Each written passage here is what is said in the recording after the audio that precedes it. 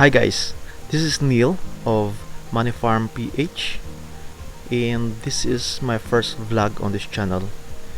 I would like to share my experience on the stock market at bakit ako kumita doon at anong ginawa natin. Yes, but before we continue, please subscribe on this channel and click the bell button, and also like this video. Okay, thank you so much, and let's go to the computer. Ito na guys, ito na po yung kinita natin sa stock market. So, with the amount of 37,477.59. Ang galing, no? So, papakita ko po sa inyo kung ano yung strategy na ginawa natin dito. Tsaka, kung ano yung mga companies na dapat doon tayo mag-invest. Okay? So, let's begin. Dito po ako sa Call Financial Philippines, nag-buy and sell ng stocks. So ito po si Call Financial Philippines, isa po siyang broker ng Philippine Stock Exchange or PSE. So guys, ito na po yun. Ito na po yun ang portfolio gain natin. 72% of my investment, yun yung gain. And ito po yung amount niya. So, yung companies kung saan tayo nag-invest is si Ayala Land, Bank of the Philippine Islands, Jollibee Foods Corporation. Okay? So, sa Jollibee, meron tayong 240 shares worth of 54,039.97 yung market value niya as of now, as of October 19. And meron po tayong gain na 22,222.84. So sa mga baguhan na ngayon lang nakarinig ng stock market or nakarinig man pero hindi pa masyado naintindihan, let me first show you how the stock market works at kung bakit mayroong stock market. Okay? So, ang example natin ngayon is si Jollibee. Alam naman natin na si Jollibee ay from the Philippines, originated in the Philippines. So ngayon si Jollibee sikat na siya ngayon dito sa Pilipinas, pero si Jollibee gusto pang mag-expand their business abroad. So magtayo siya ng mga branches abroad. Ito, so like in the Australia, or the US, Canada, Spain, Italy, China, Japan. At kung ang isang company na mag-expand, kailangan nila ng additional capital. So pag kailangan ng company ng additional capital, magbebenta sila na ngayon ng stocks. Okay? So ito ang share of stocks. Kung meron ka nito, ang tawag sa iyo shareholder. Okay? So parang isa ka ng may-ari ng Jollibee. So yun yung ginagawa ng Jollibee, pero hindi to millions of stocks yan. Ito sample lang po na pie. So meron kang a bit of slice of Jollibee. Okay? So ano bang kapalit ng stocks? Is dividend. Ito yung kapalit ng stocks, dividend. Pwedeng magbigay sila ng cash, additional on your investment, or magbigay sila ng stocks. So any form that will reward you. Parang ano to pag may profit na sila sa company, part of their profit i-share nila doon sa mga shareholders. Okay, yan yung dividend. Okay, so paano ba to gawin ni Jollibee? Paano ba siya magbenta ng share of stocks? Ayun, si Jollibee, nalapit yan kay PSE or Philippine Stock Exchange at sabihin niya, PSE, gusto kong mag-expand at kailangan ko ng additional capital. Gusto kong magbenta ng stocks. Sabi ni PSE, sige, meron akong broker. Isa na nito si Call Financial. Pwede ka dito, ikaw to.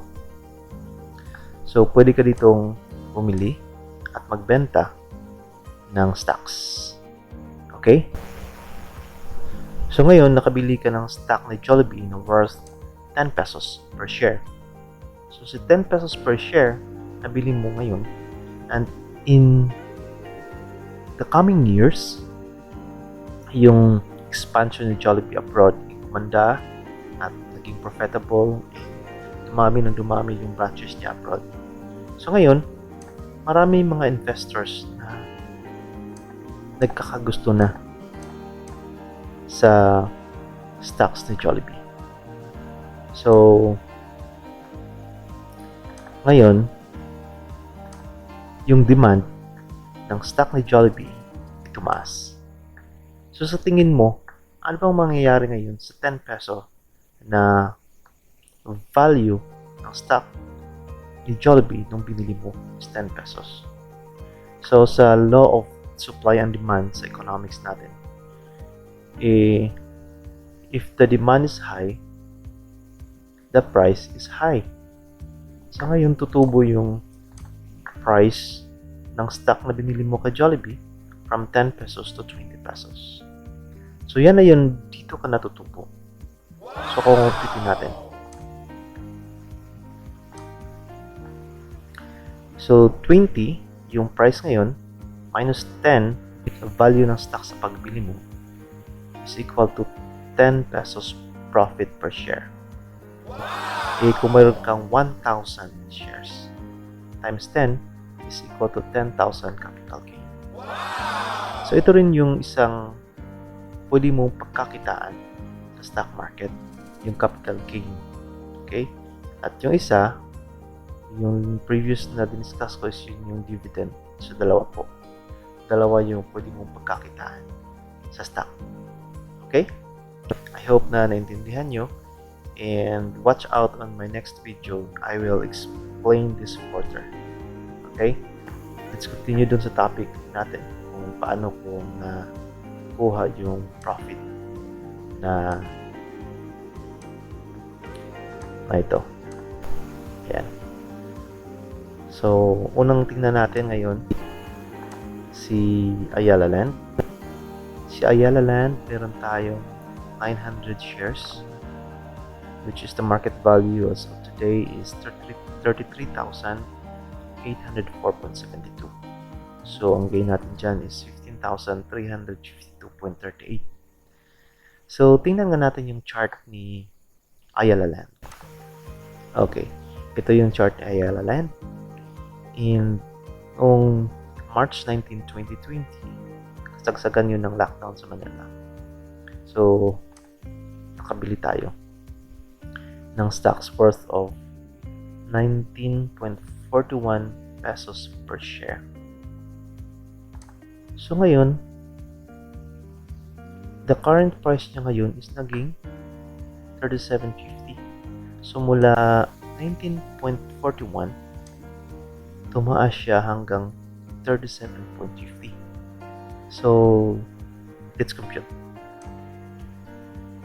So, ito yung current price ngayon, 37.50 minus 19.41.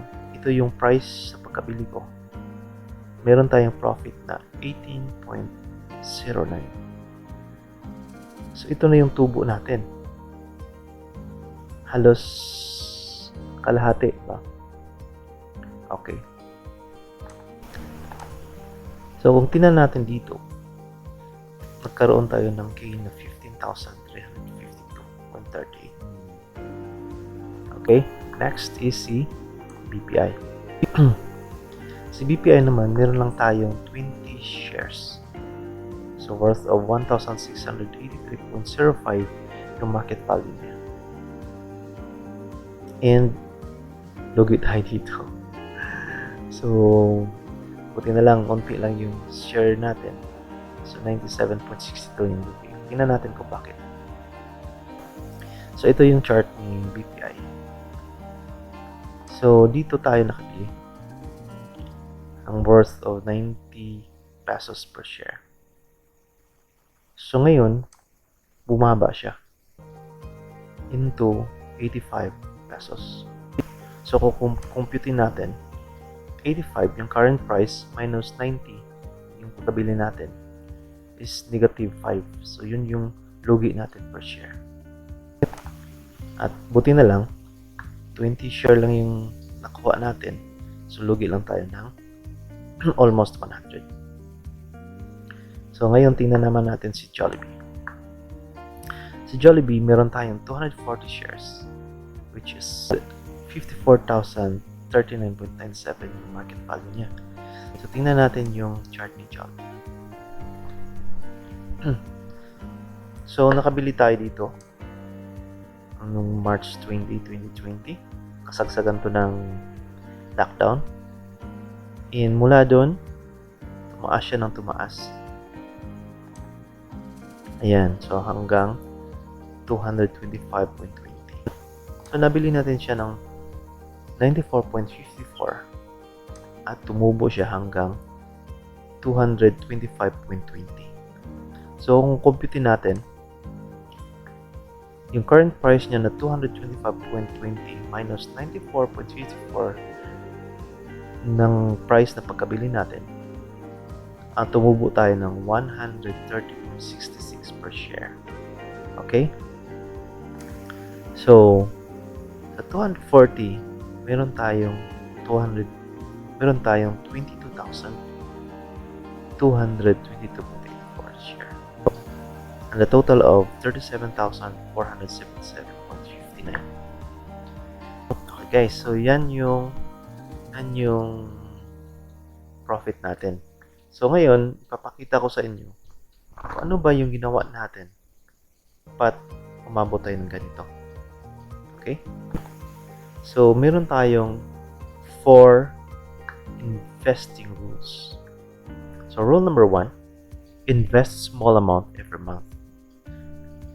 Rule number 2, invest even when there is a crisis. Rule number 3, invest only in giant companies. Rule number 4, invest in many giants. So let's discuss about rule number 1.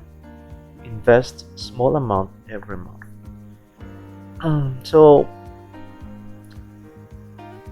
it's best that you allocate your savings or mag-allocate ka na amount every month para dito sa stock market. Sabihin natin kahit 2,000 per month or gawin na lang natin 1,000 for 15 days. So, kada sahod may 1,000 siya. Kaya, yung investment natin, hindi naman yung isang bagsakan lang. Ang ginagawa natin yun, per month, meron tayong i-invest. Okay?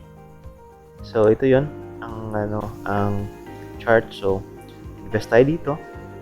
Invest din tayo dito. Invest kahit dito sa mataas. Invest tayo. Mababa invest. Kasi, yung trend naman ng stock is pataas naman. Okay? Okay, so next is invest even during crisis. So kahit may pandemic, invest pa rin tayo. Kung maalala nyo yung discuss natin, naka-invest tayo dito. Kaya lumaki yung tubo natin. Kasi dito tayo sa baba naka-invest.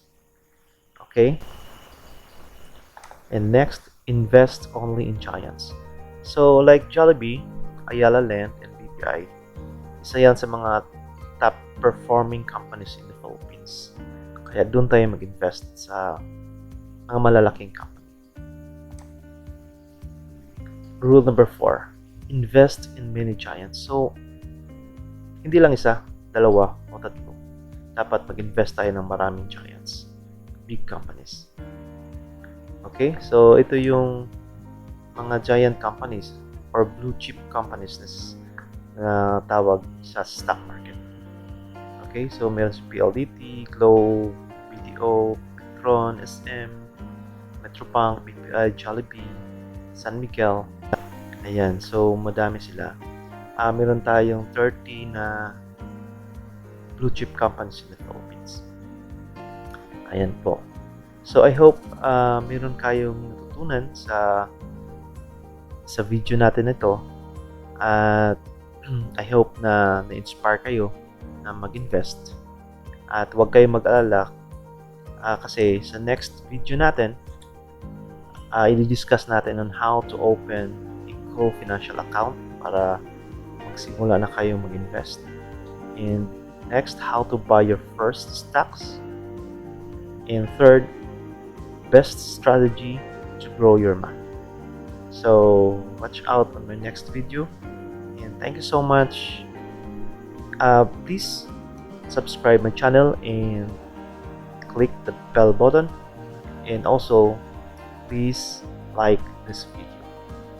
Thank you so much. See you next time. Bye.